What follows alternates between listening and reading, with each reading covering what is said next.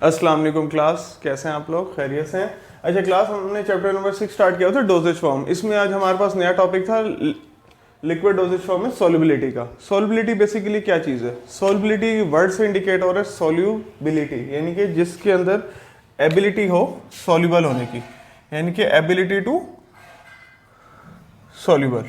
ठीक हो गया? यानी कि इसके अंदर एक एबिलिटी है कि ये किसी भी चीज़ को सॉल्युबल कर लेती है, या हमारे पास सब्सटेंस है उसमें सॉल्यूट और सॉल्वेंट आपस में मिक्स हो गया।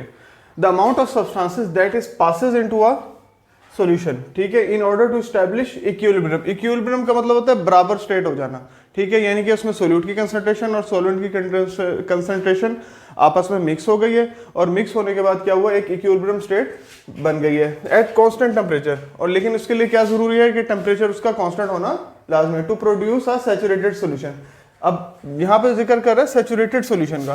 बेसिकली सैचुरेटेड सॉल्यूशन वो सॉल्यूशन होता है जिसके अंदर इजीली कोई भी चीज़ डिसॉल्व हो जाए और मिलने के बाद वो एक प्रॉपर सैचुरेटेड सॉल्यूशन बन जाए, उसके अंदर कोई भी किसी किस्म का इंग्रेडिएंट नज़र ना आ रहा हो। यानी कि अगर आपने पानी के अंदर नमक ऐड किया या चीनी ऐड किया तो वो प्रॉपर्ली डिसॉल्व हो जाए, वो मिक्सअप हो जाए, उसको हम क्या कहेंगे? सैचुरेटेड सॉल्यूशन कहेंगे। या हम ये भी कह सकते हैं उस वाटर के अंदर उतनी कैपेसिटी थी कि उसने उस सोल्यूट को डिसॉल्व कर लिया। Either it will be a sugar और may be it will be a salt और एनी अदर केमिकल सब्सटेंस, ठीक है। The number of part of solvent required to dissolve one part of solute. अब इसको जरा IP के मुताबिक, international फार्माकोपी के मुताबिक ऑफिशियल डेफिनेशन भी देख लेते हैं। वो यही कह रहे हैं कि यानी कि सॉल्वेंट, इतना सॉल्वेंट चाहिए जो उसके वन पार्ट ऑफ सोल्यूट को इजीली डिसॉल्व कर सके, तो उसको हम क्या कहेंगे? इसको हम सॉल्युबिलिटी कहेंगे।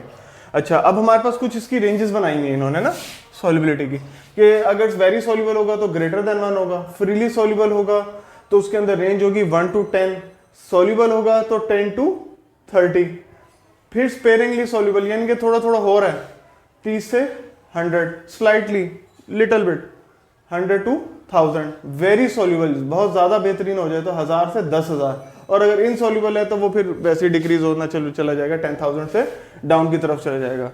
तो ये थे हमारे पास सॉल्युबिलिटी का टॉपिक। अच्छा, इसके बाद अब हमारे पास है इसमें सॉल्युबलाइजेशन। सॉल्युबलाइजेशन बेसिकली क्या चीज़ है? The process in which water insoluble substances are dissolve in aqueous solution in the presence of surfactant, यानी कि वाटर के अंदर कोई insoluble surface soluble substances add हो, ठीक है, बट उनको क्या कर रहा है? वो डिसॉल्व कर रहा है इन एक्वस सॉल्यूशन, यानी कि वाटर वगैरह का ही कोई सॉल्यूशन है उसके अंदर वो ऐड कर रहे हैं इन द प्रेजेंस ऑफ सरफेक्टेंट। अब सरफेक्टेंट क्या चीज़ है? सरफेक्टेंट बेसिकली जिसने उसकी सरफेस को स्मूथ करना होता है, ठीक है। सरफेक्टेंट का एक अपना एक रोल होता है उस इंग्रेडिएंट के अलावा, यानी कि वो एक्सिपिएंट्स में आ जाता है।